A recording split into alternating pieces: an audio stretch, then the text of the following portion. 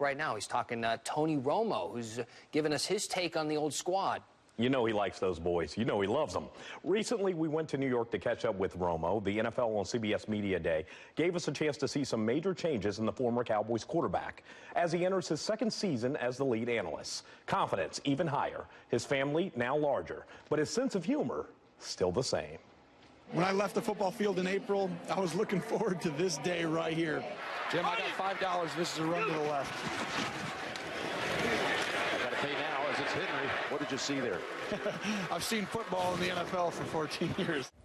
It went good, and I feel, humbled by a lot of the positive reinforcement people have, when you see them on the street, the way that people come up to you, I feel, just that it's been great. And I'm excited about year two. I feel like I know a little bit more about what I'm supposed to do, and hopefully I won't have quite as many butterflies this time around. So what was it that allowed you to progress so quickly, you think?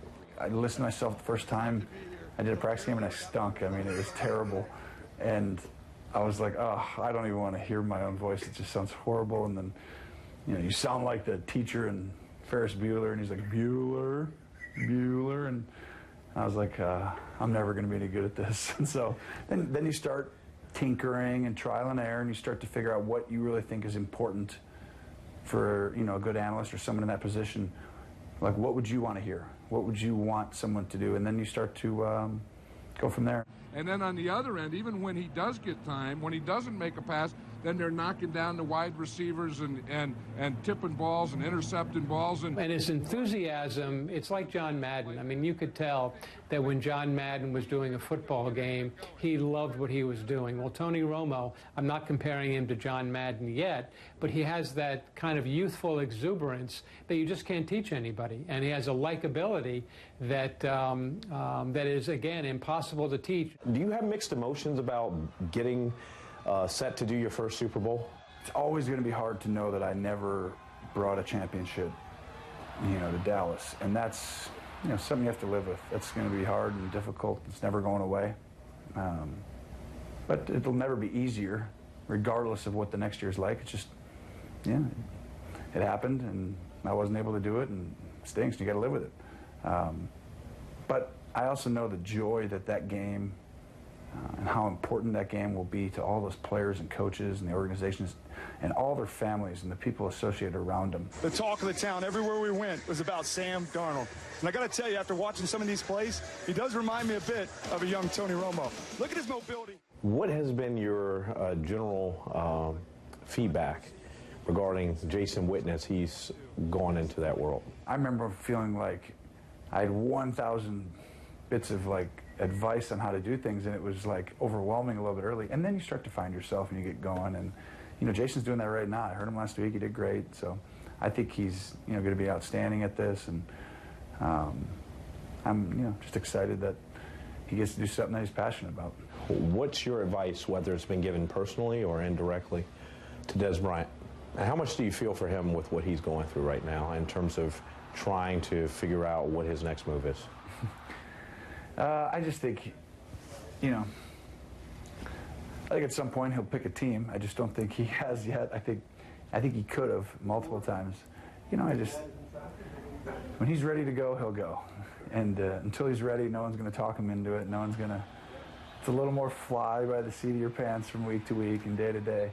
So it'll happen, but it just won't be when anyone else thinks it is. It'll just randomly one day happen, and he'll be like, oh, and there Des is on the team. Blitz is coming. He throws a deep ball to the left side, and the ball is Bryant. Now that they've come back years later and said that could have been, or should have been, a catch, do you ever stop and think, well, if it should have been a catch, what if it was a catch? What if that in that moment it was a catch? Yeah. Do you do the what if game, Tony? I'm never really someone who looks back. Even the football side of it, it's I move on to the next thing and you get ready to, boom, go toward this and be great at this, and you kind of go. It's those things all happen. Sometimes it goes your way, sometimes it doesn't. But if I'm sitting here on TV and I'm telling you about how, I got screwed for some, it's you got to be kidding. I have been very blessed. I'm very lucky. In no way, shape, or form has the good Lord been oh, Tony Romo got a raw deal. He should have. It's come on. I've got kids who are healthy, a wife who loves me most of the time, and and I feel like I got lucky. You know, I don't feel like something was taken from me. How much, when you look at this photo, do you realize how life changes? Yeah. Technically, right now, all four are out of the league. I mean, Des could be broadcasting somewhere we don't know about. I mean, that's. I think. Yeah, it goes fast, and that's why you want to wake up every day and try and do the best you can. And you know, we're going to fail all the time in life at many different things, facets, and you know, but you know, you get lucky sometimes to have some great people around you and try and do some great things, and you make lifelong friendships like that. I mean, it's meaningful, but time flies. You missed the game from the playing side. Tell the wife, I'm like, this is as happy as I've ever been, you know, and it's great, and it's also, you miss playing, but you love that, you know, you're on to your next phase and you feel good, and I got these 3 young boys that are, you know, kind of really fun right now, and they love when Dad comes home, and it's a really good time in my life right now. What's it like to have another addition? It's great. He's walking, you know, John's turned 1, and, you know, he's a ball of energy right now, so. The other ones get over there and they try and play with them, and I'm always like, you don't want to pick them up and throw them down. We just want to kind of play with them on the ground a little bit. Hawk's always being like, look at Dad, I'm picking the baby up over my head. I'm like, let's put the baby down. It's a little high, son. But he loves him. Romo says the Cowboys will be tough to beat if they grind it out and play Stingy D, a man who knows Romo really well. This man right here, Clarence Hill from the Fort Worth Star-Telegram. A week away from the start of the NFL season for the Cowboys, we tackle everything you want to know about the team in just a few.